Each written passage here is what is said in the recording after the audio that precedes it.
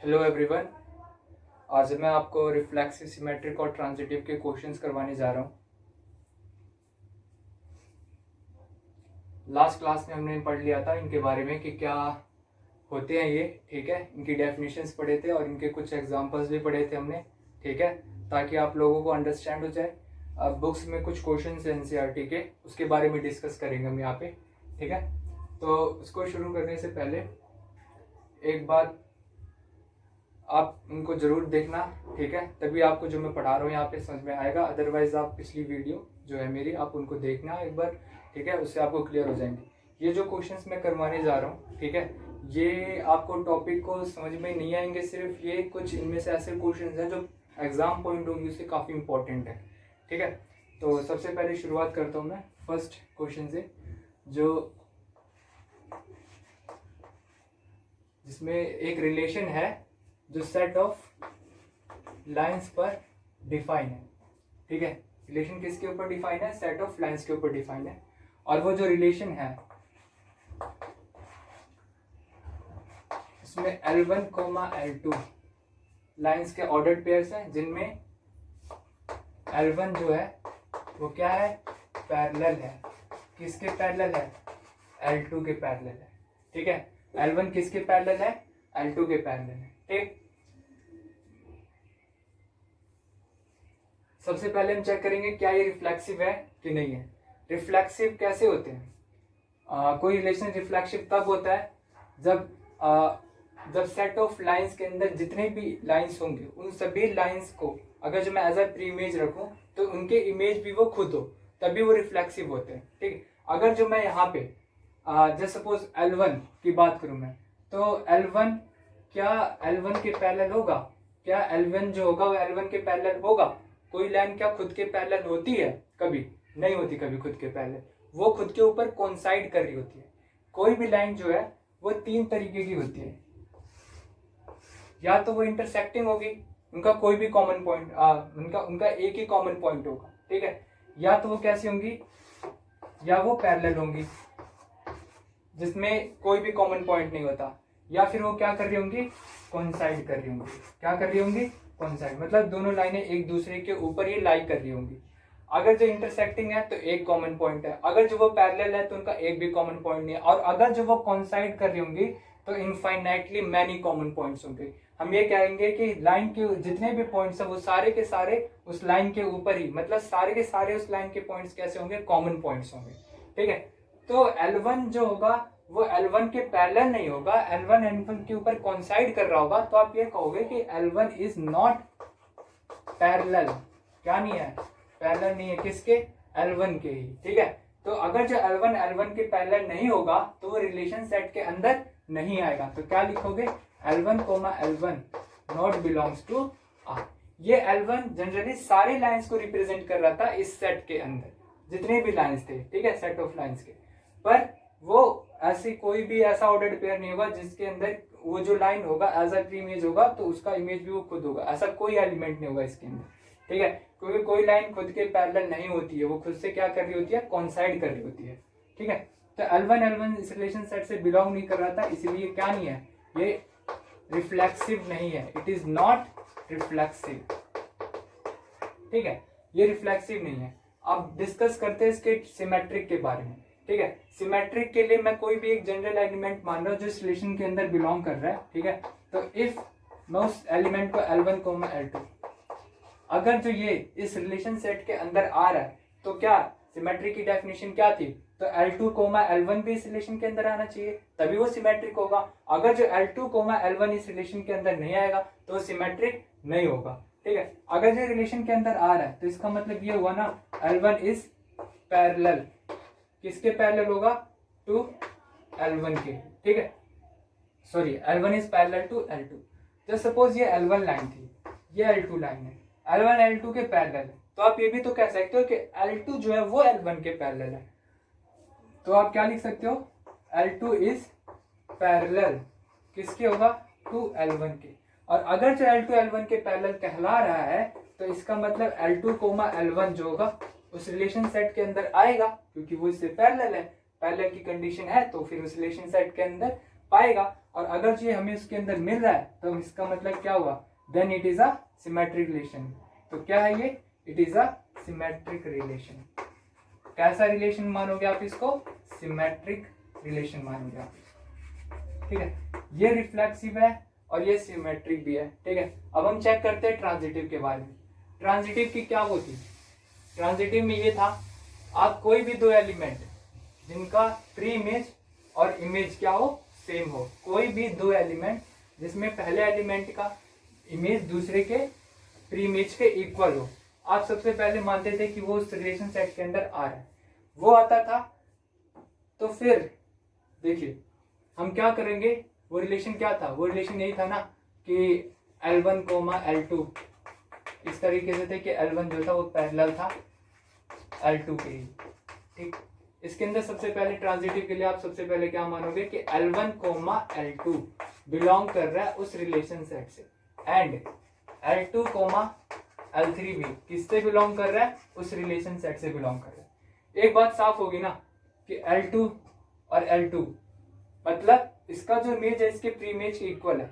आप ट्रांजिटिव के लिए ये कंडीशन यही थी ना कि पहले आप ये देखोगे कि क्या किसी का प्री इमेज और दूसरी के इमेज, पहले का प्री इमेज किसी के इमेज के इक्वल है, तब आप ये चेक करते थे कि L1, L3 मतलब जो इसका इमेज, जो इसका प्री इमेज होगा और इसका जो इमेज है उनको साथ रखोगे और देखोगे कि वो रिलेशन सेट के अंदर आ रहे हैं कि नहीं। अगर जो वो आएंगे तो ट्रांजिटिव कहलाएंगे, अगर जो वो नहीं आते तो ट्रांजिटिव नहीं कहलाएंगे, ठीक है। फिलहाल तो ये दोनों इस रिलेशन सेट के अंदर आ रहे हैं, और अगर जो ये आ रहे हैं तो इसका मतलब ये हुआ कि L1 जो है वो क्या है, पैरेलल है L2 के, और ये भी क्या इंडिकेट कर रहा है कि L2 जो है वो पैरेलल है L3 के।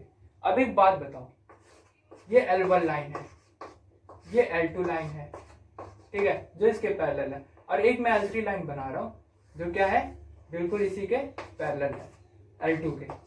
तो क्या ये L3 के पैरेलल नहीं है ना पैरेलल। अगर ये इसके पैरेलल है मतलब इक्वेशन फर्स्ट मानो इसको सेकंड मानो, अगर जो मैं इक्वेशन नहीं हम एक्सप्रेशन कह सकते हैं, या फिर इस स्टेटमेंट और इस स्टेटमेंट को अगर जो मैं मानूं तो फ्रॉम बोथ स्टेटमेंट, दोनों स्टेटमेंट से क्या होगा, दोनों स्टेटमेंट से ये हो रहा है कि L1 जो है वो पैरेलल है L3 के, ठीक है। L1 क्या है, L3 के पैरेलल है, और अगर जो L1 L3 के पैरेलल है तो ये रिलेशन सेट के अंदर आएगा, ये रिलेशन सेट से बिलोंग करेगा, और अगर ये बिलोंग कर रहा है तो देन फिर it is a transitive relation. कैसा रिलेशन है ये एक ट्रांजिटिव रिलेशन है, ठीक है। अब एक बात सुनो, ये रिलेशन रिफ्लेक्सिव नहीं था, क्या नहीं था, ये रिफ्लेक्सिव नहीं था, ये सिमेट्रिक भी नहीं था। कैसा नहीं था, ये सिमेट्रिक भी नहीं था, और सॉरी ये रिफ्लेक्सिव नहीं था पर ये सिमेट्रिक था और ट्रांजिटिव था। सॉरी ये सिमेट्रिक भी है और ट्रांजिटिव भी है, ठीक है। ये रिफ्लेक्सिव नहीं था, सिमेट्रिक था और ट्रांजिटिव था, ठीक। पर रिफ्लेक्सिव ना होने के कारण ये कैसा नहीं है, ये इक्विवेलेंस रिलेशन नहीं है, ये इक्विवेलेंस रिलेशन की डेफिनेशन को के लिए ट्रू नहीं है, ठीक है।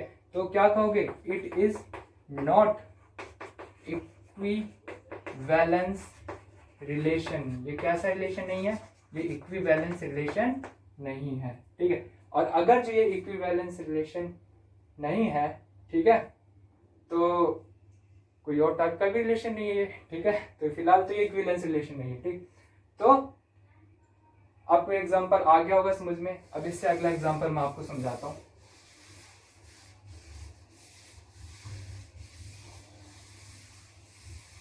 ठीक है, अच्छा सपोज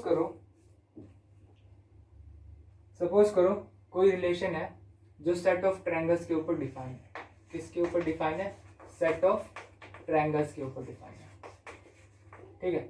अगर जब वो रिलेशन सेट ऑफ ट्रायंगल्स के ऊपर डिफाइन है तो इसका मतलब उसके ऑर्डर्ड पेयर के अंदर जो एलिमेंट्स होंगे वो क्या होंगे, ऑर्डर्ड पेयर के अंदर जो एलिमेंट्स होंगे वो एक ट्रायंगल्स होंगे। वो कैसे होंगे, वो ट्रायंगल्स होंगे, ठीक। तो वो जो रिलेशन है उसके अंदर आ रहा है T1, T2, T1, T2, और क्यों आएगा T1, T2, ठीक है। क्या कंडीशन है T1 T2 को इस रिलेशन सेट के अंदर आने की? वो कंडीशन ये है कि T1 जो होगा वो कॉन्ग्रुएंट है किसके? कॉन्ग्रुएंट है T2 के। किसके कॉन्ग्रुएंट है? T2 के कॉन्ग्रुएंट है, तभी वो हम इस रिलेशन सेट के अंदर लिखेंगे। ठीक है, तो ये था रिलेशन का सेट। चलिए आइए चेक करते हैं क्या ये रिफ्लेक्सिव है। रिफ्लेक्सिव के लिए क्या? T1, T1 कोई ट्रायंगल खुद के क्या होने चाहिए? कॉन्ग्रुएंट होने चाहिए, तभी इस रिलेशन सेट के अंदर आएगा। तो सबसे पहले कॉन्ग्रुएंट की बात करें। कॉन्ग्रुएंट का मतलब क्या होता है? कॉन्ग्रुएंट का मतलब ये होता है ना, सेम साइज सेम शेप, यही होता है कॉन्ग्रुएंट का मतलब। आपने क्लास 9th में पढ़ा होगा इसके बारे में। ठीक, तो क्या T1 ट्रायंगल से सेम साइज होता है? T1 का T1 के साथ तो सेम ही साइज है, T1 की बिल्कुल सेम होगा। ठीक है, ये सेम होगा तो इसका मतलब T1 क्या होगा? T1 के कॉन्ग्रुएंट होगा, ऑब्वियस सी बात है। तो क्या लिखोगे? T1 is congruent. यहाँ पे T1 जो है जनरली सारे एलिमेंट्स को रिप्रेजेंट कर रहा है इस ट्रायंगल सेट के अंदर। मतलब ट्रायंगल सेट के जितने भी ट्रायंगल्स होंगे वो सभी एक दूसरे के कॉन्ग्रुएंट होंगे, और वो सभी अगर जो एक दूसरे के कॉन्ग्रुएंट होंगे तो वो इस रिलेशन सेट के अंदर आएंगे। वो सारे के सारे पेयर्स फिर मतलब हर एक ट्रायंगल खुद के साथ, मतलब हर एक ट्रायंगल अगर जैसा प्री इमेज होगा तो उसका इमेज वो खुद भी होगा। ऐसे एलिमेंट्स वो सारे के सारे इसके अंदर आएंगे। तो वो अगर इसके अंदर ऐसे ऑर्डर्ड पेयर्स आएंगे, ठीक है, तो इसीलिए ये कैसा होगा? ये रिफ्लेक्सिव होगा। तो T1 क्या है? कॉन्ग्रुएंट है। किसके कॉन्ग्रुएंट है? तो T1 के ही। T1 के कॉन्ग्रुएंट है, इसलिए T1 जो होगा वो बिलोंग करेगा इस रिलेशन सेट से। और ये बिलोंग कर रहा है तो इसका मतलब इट इज रिफ्लेक्सिव। कैसा है ये? एक रिफ्लेक्सिव रिलेशन है। ठीक है, अब बात करते हैं सिमेट्रिक के लिए। सिमेट्रिक के लिए आप कोई भी जनरल एलिमेंट है जो इसके अंदर बिलोंग कर रहा है, हम मान रहे हैं। ठीक है, तो अगर जो T1, T2 इस रिलेशन के अंदर बिलोंग कर रहा है, तो मैंने बताया था रिलेशन के अंदर हर एक एलिमेंट, ठीक है, रिलेशन के अंदर हर एक एलिमेंट के अगर जो मैं हर एक ऑर्डर पेयर का अगर जो प्री इमेज और इमेज एक्सचेंज करता हूं तो वो मुझे रिलेशन सेट के अंदर मिलना चाहिए। अगर जो नहीं मिल रहा है तो हम उसको सिमेट्रिक रिलेशन नहीं बोलेंगे। तो यहाँ पे हमने कोई जनरली एक एलिमेंट मान लिया T1, T2 जो इस रिलेशन सेट के अंदर आ रहा है, और अगर जो वो आएगा तो इसका मतलब क्या होता है? T1 is congruent. T1 क्या है? कॉन्ग्रुएंट है। किसके कॉन्ग्रुएंट है? टू T2 के। T1 को क्या कहोगे आप? कॉन्ग्रुएंट है T2 के। अगर जो T1 T2 के कॉन्ग्रुएंट होगा, कब होगा?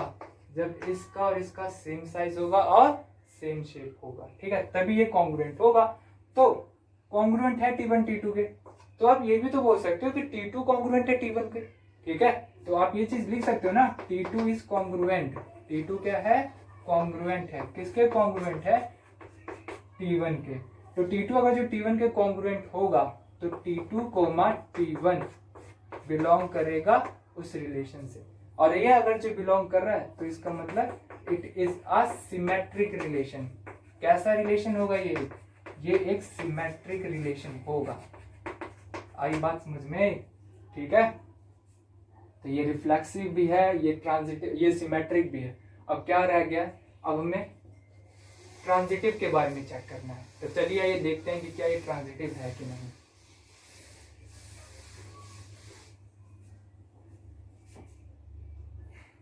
तो ट्रांजिटिव के लिए हम ऐसे दो एलिमेंट्स मानते हैं जो जिनका इमेज और प्री इमेज जो है उस सेट क्या हो? बिल्कुल सेम हो। ठीक है, तो हम कोई ऐसे दो एलिमेंट इस रिलेशन सेट के अंदर से मानेंगे जो क्या होंगे? जिनका प्री इमेज, उन दोनों का किसी एक का प्री इमेज दूसरे के इमेज के बराबर होगा। मतलब इफ कोई T1, T2 है एलिमेंट इस रिलेशन सेट से, ठीक है, एंड T2, T3 भी है, T2, T3 है, वो भी क्या है? इसी रिलेशन सेट से।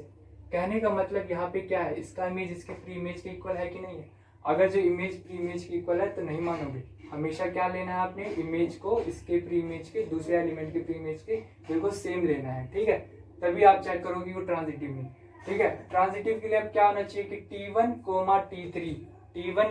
T3 मतलब इस रिलेशन सेट से बिलोंग करना चाहिए। अगर जो वो बिलोंग नहीं करेगा तो वो ट्रांजिटिव रिलेशन नहीं कहलाएगा। अभी तो ये दोनों एलिमेंट रिलेशन सेट से बिलोंग कर रहे हैं। अगर जो ये इस रिलेशन सेट से बिलोंग कर रहे हैं तो ये क्यों कर रहे होंगे? क्योंकि T1 जो है कॉन्ग्रुएंट होगा किसके, T2 के, और T2 जो होगा वो किसके कॉन्ग्रुएंट होगा, कॉन्ग्रुएंट होगा वो कॉन्ग्रुएंट टू T3। मतलब कोई तीसरा ट्रायंगल बनाऊं मैं अगर जो, उसका नाम T3 रख दूं, ठीक है। तो T1 T2 के बिल्कुल सेम होगा, T2 T3 के बिल्कुल सेम होगा, तो सी ऑब्वियस सी बात है T1 और T3 भी क्या होंगे, सेम होंगे, ठीक है।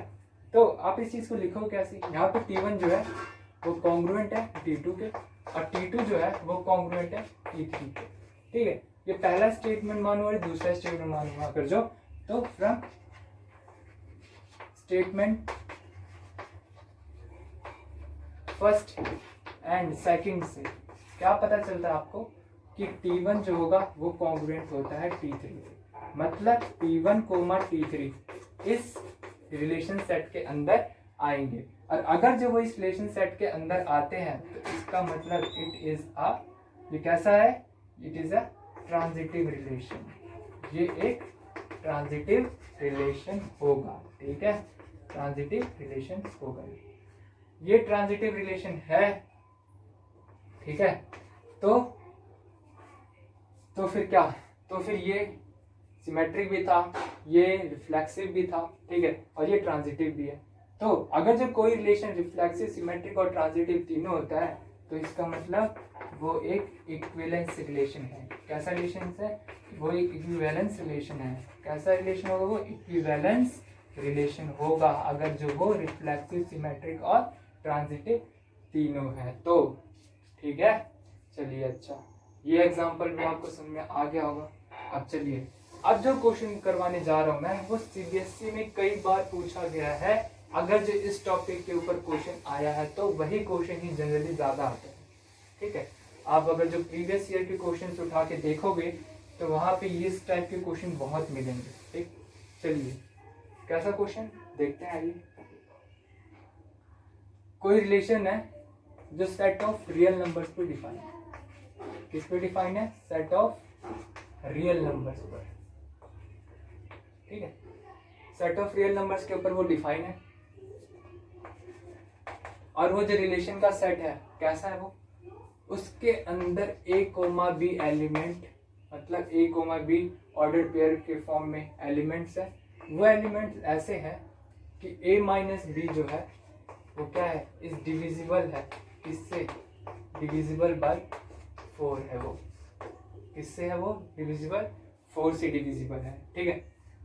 अगर जो वो 4 से डिविजिबल है तो वो कैसे होंगे, a माइनस बी किस तरीके से, 0 हो सकता है, a माइनस बी 4 हो सकता है, 8 हो सकता है, 12 हो सकता है, 16 हो सकता है, या -4 होगा, -8 होगा, -12, क्योंकि ये सारे के सारे क्या है, 4 से डिविजिबल है। अगर जो मैं इनको 4 से डिवाइड करूंगा तो क्या, इससे फिर रिमाइंडर हमारा 0 आएगा, ठीक। तो इसीलिए 4 से डिविजिबल होंगे, ठीक। सबसे पहले मैं बात करूं कि रिफ्लेक्सिव के लिए, तो रिफ्लेक्सिव कब होगा, जब a कोमा a क्या होगा, बिलोंग करेगा इस रिलेशन सेट से, ठीक है। तो a कोमा a कब बिलोंग करेगा, जब a माइनस a क्या हो, 4 से डिविजिबल हो। अब क्या a माइनस a 4 से डिविजिबल होता है, a माइनस a की वैल्यू क्या होती है, 0 होती है। तो 0 क्या डिविजिबल बाई 4 होता है, बिल्कुल 0 इज डिविजिबल बाई 4 है। और अगर जब 4 है तो इसका मतलब a माइनस a भी क्या है, डिविजिबल है। किससे डिविजिबल है, 4 से ही। तो आप क्या कह सकते हो, a कोमा a बिलोंग करता है इस रिलेशन सेट से, मतलब इस रिलेशन सेट के अंदर 1 कोमा 1, 2 कोमा 2 ऑर्डर्ड पेयर में, 3 कोमा 3, 4 कोमा 4, 5 कोमा, मतलब हर एक एलिमेंट 2.5 कोमा 2.5, 6.5 कोमा कुछ भी, ठीक है, चाहे डेसिमल में हो चाहे फ्रैक्शन में हो, वो सारे के सारे इसके अंदर आएंगे, क्योंकि हर एक रियल नंबर का अगर जो एज अ प्री इमेज होगा तो उसका इमेज भी वो खुद होगा ऑर्डर्ड पेयर के अंदर, हर एक रियल नंबर का, ठीक। तो ये से बिलोंग कर रहा है, तो इसका मतलब it is a reflexive relation.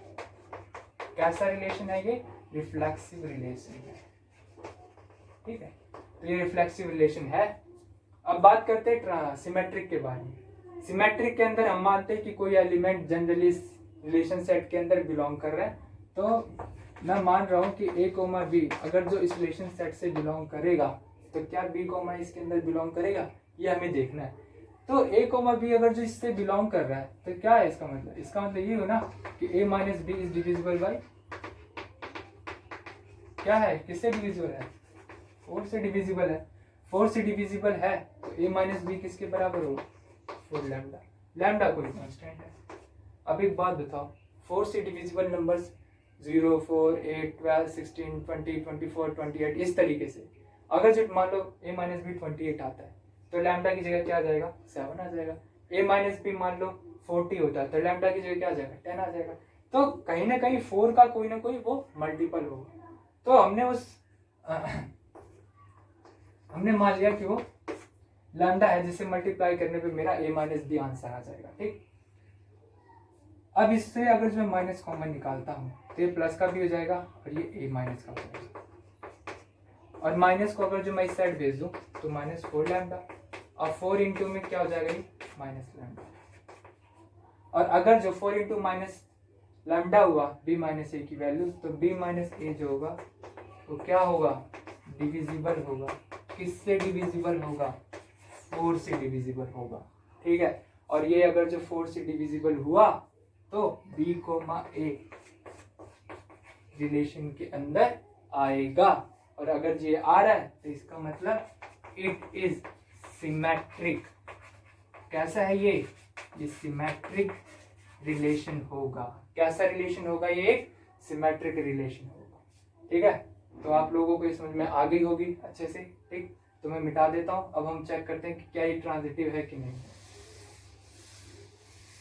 तो ट्रांजिटिव के अंदर जो दो एलिमेंट इस रिलेशन सेट से बिलोंग करते हैं उनकी क्या खासियत होती है, उनकी खासियत ये होती है कि एक का इमेज दूसरी एलिमेंट के इमेज से बिल्कुल इक्वल होता है। ठीक है, तो मैं ये मान लेता हूं, लेट कर लेता हूं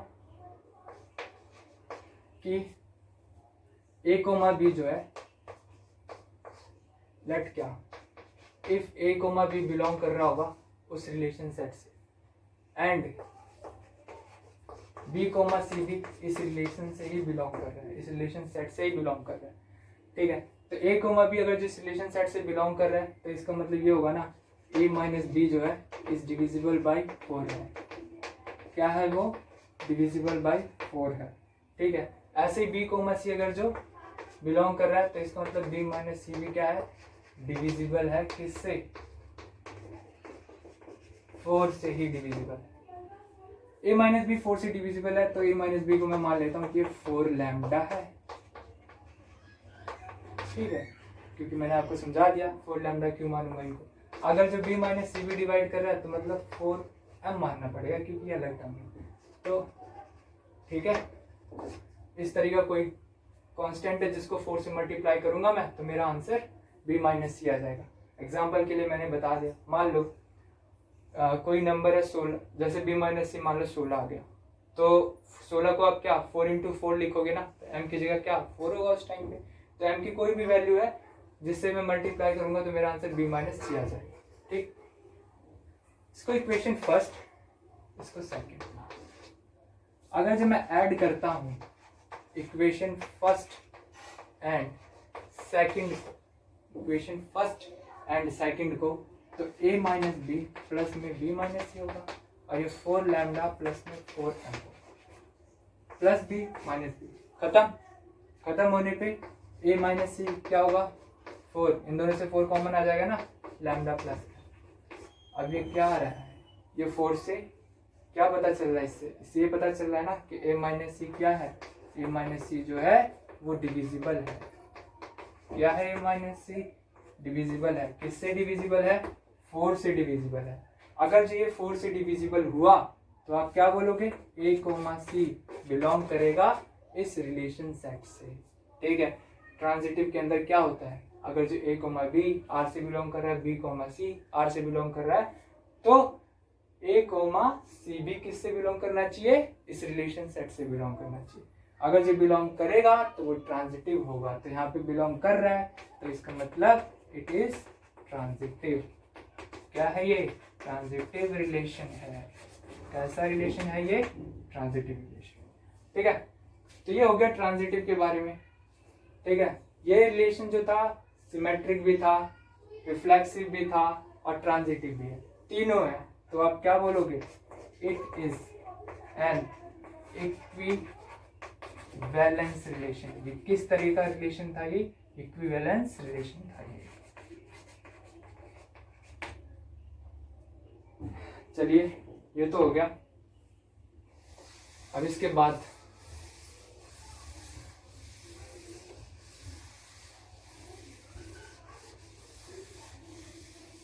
अगले एग्जाम्पल के बारे में बात करते हैं। ठीक है, ये जो क्वेश्चन था ये पेपर पॉइंट ऑफ व्यू से बहुत इंपॉर्टेंट है।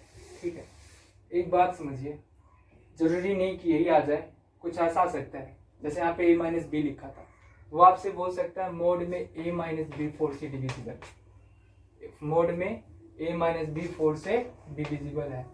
तो आपको पता है a कोमा a, जिसके कारण ये रिफ्लेक्सिव होगा, मतलब a माइनस a तो बिलोंग करेगा, क्यों 0 होता है, 0 तो 4 से डिविजिबल होता है, तो ये तो करेगा, ये करेगा, तो ये रिफ्लेक्सिव कहलाएगा। अब सिमेट्रिक की बात करूं तो पहले तो मैं ये मान लूंगा a कोमा b बिलोंग कर रहा है, तो a कोमा b अगर जो बिलोंग कर रहा होगा तो a माइनस बी क्या होगा, 4 से डिविजिबल होगा, डिविजिबल बाई 4 होगा, और डिविजिबल बाई 4 हुआ तो मैं ये कह सकता हूँ ना, माइनस कॉमन निकालो अगर जिसमें से, तो ये बन जाएगा। अब इससे क्या होगा, मॉडुलस से माइनस तो खत्म हो जाता है, तो b माइनस ए ही रहेगा ना। और ऐसा ये भी क्या होगा, फिर ये स्टेटमेंट लिखोगे कि ये 4 से डिविजिबल है, मॉडुलस के कारण ये माइनस हट जाएगा, तो भी 4 से डिविजिबल ही रहेगा। 4 से डिविजिबल रहा तो b कोमा ए भी क्या बिलोंग करेगा उस रिलेशन से। ठीक है, बिलोंग करेगा तो फिर ये सिमेट्रिक कहलाएगा। और ट्रांजिटिव के बारे में थोड़ी सी प्रॉब्लम आती है, a माइनस बी को आप 4 लैम्डा मान लोगे और b माइनस सी को भी आप 4m मान लोगे, पर आप इनको डायरेक्टली ऐड नहीं कर सकते।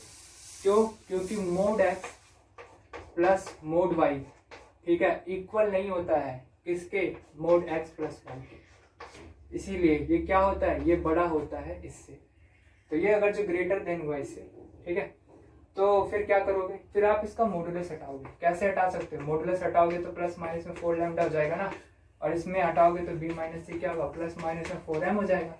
अब सिंपली इन दोनों को ऐड करोगे तो क्या a माइनस सी हो जाएगा, इन दोनों से कॉमन क्या आ जाएगा, 4 कॉमन, अंदर क्या बचेगा, प्लस माइनस में लैम्डा प्लस माइनस में, फिर भी ये क्या रहा, 4 से डिविजिबल ही रहेगा। तो इस तरीके से था ये कि अगर जो यहाँ मॉडुलस आ जाता है तो क्या करना है आपको। ठीक, ये तो हो गया थर्ड एग्जांपल जो मुझे आपको समझाना था। अब बात करते लास्ट एग्जांपल के बारे में पढ़ रहे हैं। ठीक है, इस एग्जांपल में इसके अंदर जो रिलेशन है वो भी सेट ऑफ रियल नंबर्स पे डिफाइन है। किसके ऊपर डिफाइन है, सेट ऑफ रियल नंबर्स पे डिफाइन है। इसके अंदर जो रिलेशन सेट है वो कुछ ऐसे है, a कोमा b, ठीक है, इस रिलेशन सेट के अंदर तभी आएंगे जब a जो होगा less than is equal to b square होगा तब। ठीक है, और a और b तो किससे बिलोंग कर रहे हैं, उसी रिलेशन सेट से बिलोंग करेंगे क्योंकि उसी के ऊपर डिफाइन ये रिलेशन। अब बात करूं मैं सबसे पहले सिमेट्रिक के लिए, क्या ये सिमेट्रिक होगा, क्या हर एक एलिमेंट का स्क्वायर करूं तो वो क्या खुद से छोटा होता है, हर एक एलिमेंट का स्क्वायर क्या खुद से छोटा होता है। ठीक है, कहने का मतलब रिफ्लेक्सिव के लिए क्या a कोमा a बिलोंग करना चाहिए इस रिलेशन से। ठीक है, क्या तो क्या ये सही है सबके लिए। मैं आपको बता दूं एनसीईआरटी में जो क्वेश्चन है उसके अंदर है ये आपको प्रूव करना है, यहाँ पे लिख रखा हुआ शो करना है कि ये जो रिलेशन है ना नॉट रिफ्लेक्सिव, ठीक है, ये रिफ्लेक्सिव नहीं है, ये शो करना है आपने, और नॉट सिमेट्रिक, सिमेट्रिक भी नहीं है, और ये ट्रांजिटिव भी नहीं है। तो भूल जाओ कि आप यहाँ पे, ठीक है, नॉट ट्रांजिटिव, ये ट्रांजिटिव भी नहीं है। ठीक है, बता देता हूँ, एक बात ध्यान से सुन लो, अगर जो आपको नॉट प्रूव करना है ना तो आपको सिर्फ एक एग्जांपल देना है जो रिफ्लेक्सिव की कंडीशन के लिए ठीक नहीं है, ना ही सिमेट्रिक के लिए ना ही ट्रांजिटिव के लिए, सिर्फ एक आपको एग्जांपल देना है, ठीक है। अगर जो आपने एक एग्जांपल दे दिया जो इस सेट के अंदर एलिमेंट आ रहा है, ठीक है, वो रिफ्लेक्सिव नहीं है, ठीक है, कोई ऐसा एलिमेंट आपको रियल नंबर का ऐसा एलिमेंट मिल गया जो इसके अंदर नहीं आ रहा है, ठीक है, वो अगर जो एज प्री इमेज होगा तो उसका इमेज वो नहीं है, तो वो कैसा नहीं होगा, सिर्फ एक एग्जांपल।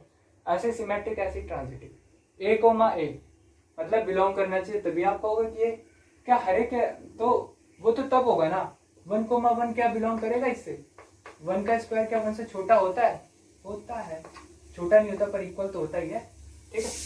क्या 2 का स्क्वायर 2 के बिल्कुल ही होता है, -1 जो होता है छोटा होता है -1 के स्क्वायर, ये भी है, सबके लिए होगा 2 3 4 5 6 7 8 -1 -1 सबके लिए, फिर ऐसा कोई एग्जाम्पल। अब इसमें तो हमें बोल रखा है कि रिफ्लेक्सिव नहीं है, मतलब वो एक ऐसा आपसे बोल रहा है सोचने के लिए कि कुछ तो ऐसा नंबर होगा जो खुद के स्क्वायर से छोटा नहीं होता है। ऐसा नंबर कहाँ होता है, ऐसा नंबर कौन सा होगा, तो देखो ऐसे नंबर एग्जिस्ट करते हैं 0 और 1 के बीच में। 0 और 1 के बीच का अगर जो आप कोई नंबर लोगे, जैसे कि मैं लेता हूँ 0.5 का स्क्वायर जो होता है, ठीक है, 0.5 से क्या होता है, 0.5 से क्या होगा, छोटा होगा, छोटा हो क्या 0.5 इसके स्क्वायर से छोटा है, नहीं है छोटा, क्यों, 0.5 का स्क्वायर क्या होता है 0.25 होता है, और ये छोटा नहीं होता है किससे, 0.5 से, और ये अगर इससे छोटा नहीं हो रहा है तो इसका मतलब 0.5 के लिए 0.5 इस रिलेशन सेट के अंदर नहीं आएंगे। मतलब कई सारे एलिमेंट होंगे जो आएंगे 1,1 2 को, ये सारे आएंगे, पर जो 0 और 1 के बीच के नंबर है उनका वो रिफ्लेक्सिव की कंडीशन, रिफ्लेक्सिव की डेफिनेशन के हिसाब से ठीक नहीं बैठ रही, ठीक है, उनके लिए नहीं है। तो ये अगर जो इसके अंदर नहीं बिलोंग कर रहा है तो इसका मतलब इट इज नॉट रिफ्लेक्सिव। कैसा नहीं है ये, रिफ्लेक्सिव नहीं। अब सिमेट्रिक की बात करते हैं, क्या ये सिमेट्रिक है कि नहीं है सिमेट्रिक, तो सिमेट्रिक के लिए वही पहले आप क्या, आपने ऐसे एग्जांपल देखना है, यार उसको उल्टा करूँ ना तो नाम हमें फिर वो इसके उल्टा का स्क्वायर करूँ मैं तो वो इसके अंदर ना बिलोंग करे, जनरली हमें मिल जाएगा। जैसे मान लो 2 3 हो गया, वो बिलोंग कर रहा है, क्यों 2 जो छोटा होता है 3 के स्क्वायर से, पर क्या 3 2 बिलोंग करेगा, 3 भी क्या होता है छोटा होता है 2 के स्क्वायर, ये भी, तो इस हिसाब से तो ये तो सिमेट्रिक हो जाना चाहिए, पर ऐसा नहीं है। ऐसे भी हैं कुछ नंबर्स जो इसके अंदर तो बिलोंग कर रहेंगे, पर उनको अगर जो उनके प्री इमेज और इमेज को एक्सचेंज करूंगा तो इसके अंदर बिलोंग नहीं करेंगे। कैसे, मान लेता हूँ 1,10 बिलोंग कर रहा है, ठीक है, तो 1 जो होता है वो 10 के स्क्वायर से तो छोटा ही होता है, सही है, तो ठीक, पर 10 जो होता है वो छोटा नहीं होता है 1 के स्क्वायर से, ये छोटा नहीं होता है, छोटा नहीं होगा तो इसका मतलब 10,1 जो है वो बिलोंग नहीं करेगा इस रिलेशन सेट से, और अगर ये बिलोंग नहीं कर रहा है इस रिलेशन सेट से तो इसका मतलब इट इज नॉट सिमेट्रिक। कैसा नहीं है ये सिमेट्रिक रिलेशन है, कैसा नहीं है, सिमेट्रिक रिलेशन नहीं है, ठीक है। अच्छा, ये हो गया सिमेट्रिकल और रिफ्लेक्सिव के बारे में। अब चेक करते हैं कि क्या ये ट्रांजिटिव है। तो देखो ट्रांजिटिव में भी आपको क्या होगा, ऐसा मिलेगा, जो ऐसे केसेस मिलेंगे जो ट्रांजिटिव होंगे, पर आपने ऐसे ढूंढने हैं जो ट्रांजिटिव नहीं होंगे। तो सुनो ऐसे कौन से है नंबर, जस्ट सपोज कर लो, ठीक है, इफ मैं मान लूँ ट्रांजिटिव के लिए 4,3 जो है वो इस रिलेशन सेट से बिलोंग कर रहा है, और 3,1.8 बिलोंग कर रहा है इस रिलेशन सेट से। क्या ये बिलोंग कर रहा है, बिल्कुल 4 तो होता है, छोटा होता है 3 के स्क्वायर से, ये 1.8 के स्क्वायर से 3 भी छोटा हो। आप देख रहे हो कुछ खासियत है, कुछ खासियत है, मतलब ये जो है इमेज जो है वो 3 से छोटा है, यहाँ पे 3 जो है 4 से छोटा है। तो आपने ऐसा ही दिमाग लगा के सोचना है कि जो इमेज है वो प्री इमेज से छोटा हो, और क्या जो दूसरा एलिमेंट है उसके अंदर भी जो इमेज हो प्री इमेज से क्या हो, छोटा हो, पर वो किससे बिलोंग कर रहे हो, वो रिलेशन सेट से बिलोंग कर रहे हो, वो रिलेशन से बिलोंग कर रहे हो। अगर जो रिलेशन से बिलोंग नहीं करेंगे तब तो सब बेकार है, ठीक है, पर बिलोंग करनी चाहिए। बिलोंग करने के बाद फिर अगर जो मैं यहाँ पे देखूं तो इस हिसाब से 4,1.8 बिलोंग करना चाहिए ट्रांजिटिव के लिए। अब क्या 4 जो होता है वो छोटा होता है 1.8 के स्क्वायर से। 1.8 का स्क्वायर होता क्या 3.24, जो क्या होता है छोटा नहीं होता। छोटा 1.8 का स्क्वायर 3.24 होता है, जो 4 से छोटा नहीं है। तो मतलब 4,1.8 जो है वो बिलोंग नहीं करेगा इस रिलेशन से। आप खुद सोचिए, आप अपने हिसाब से कोई ऐसा एलिमेंट सोचो जो ऐसा ना करेंगे। जैसे सपोज एक ले लेता हूं मैं 3,2 ले लिया। दूसरा ले लूं मैं 2,